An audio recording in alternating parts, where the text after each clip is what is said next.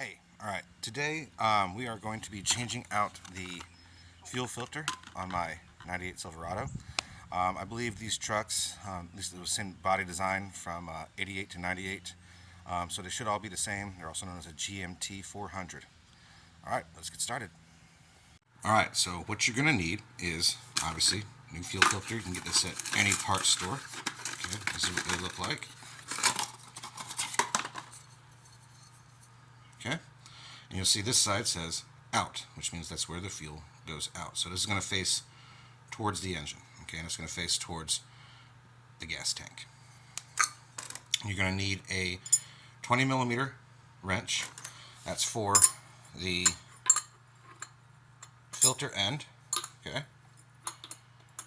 Now, I didn't have one, but I know this as a line wrench. Okay, and what a line wrench does is it prevents you from stripping your brass fitting on a line. See how it grabs onto 5 parts of the line?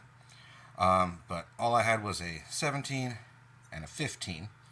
But luckily I had this 16 millimeter that holds on to almost like a line wrench. See, it's because I got these last 2 parts as opposed to like a regular wrench.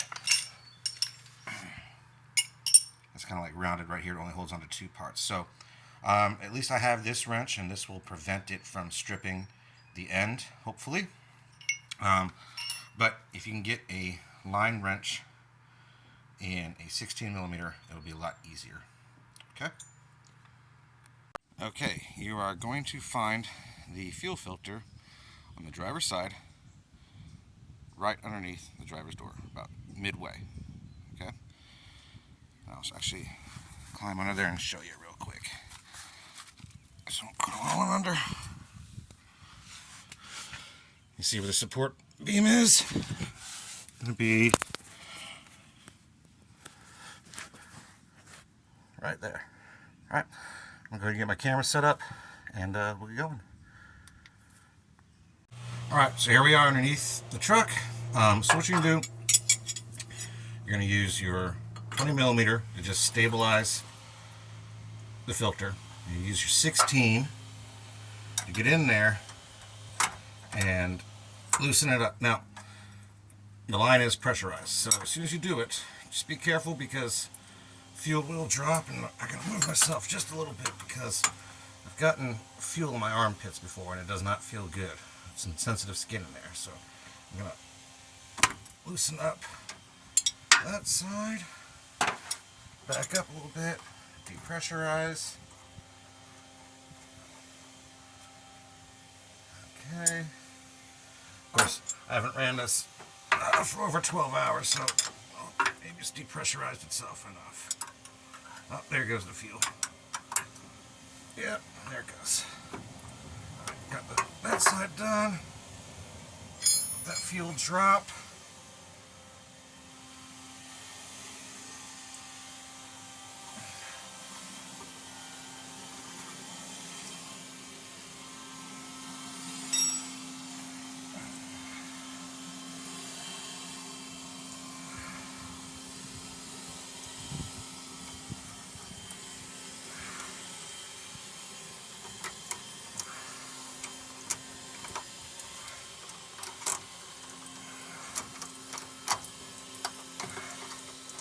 And it's a little messy.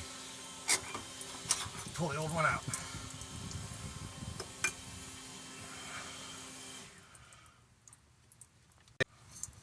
Okay, got my new one here. I'm going to plug this into the back side first because that's where the fuel is coming from.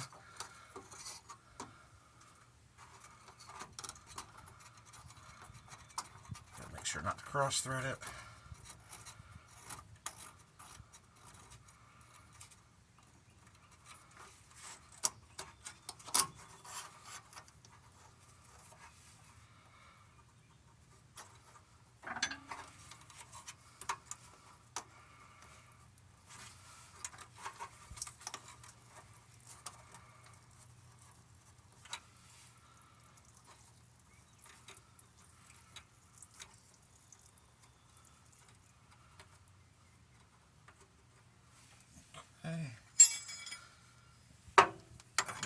take that 20, I'll take our 16.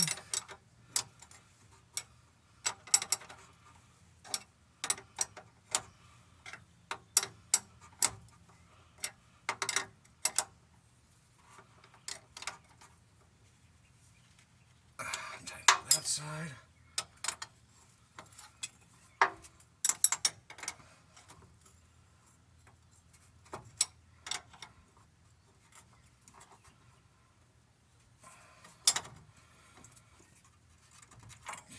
Just gonna double check over here that we're good.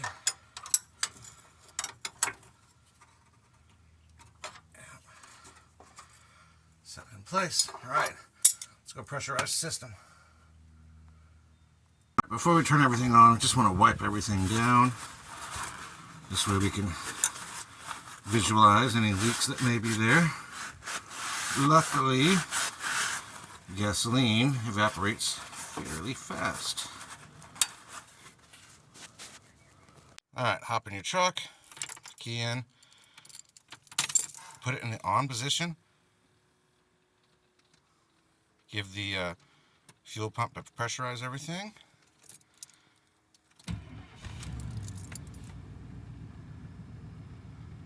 Start her up, she's running. Now let's go check and see if there's any leaks. Alright, everything looks nice and dry. We're good to go.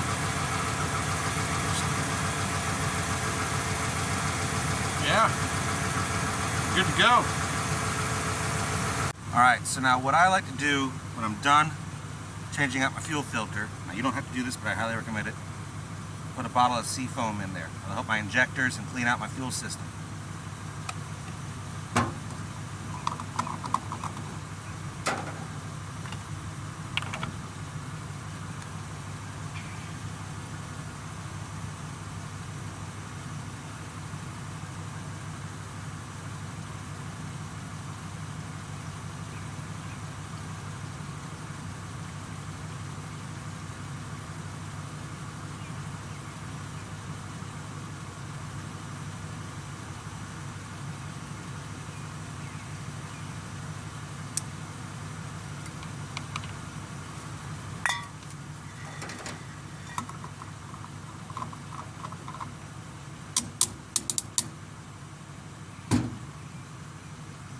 Okay, last thing. Before you throw this stuff in your trash bin, let them set out overnight because there are flammable fumes inside of them. Because seafoam is highly flammable, and obviously there was fuel in that old filter.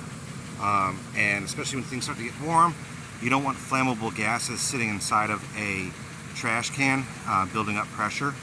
So I like to let them air out for a day before putting them in the trash. Obviously, take the cap off the seafoam to let those fumes out. Alright, so thanks for watching.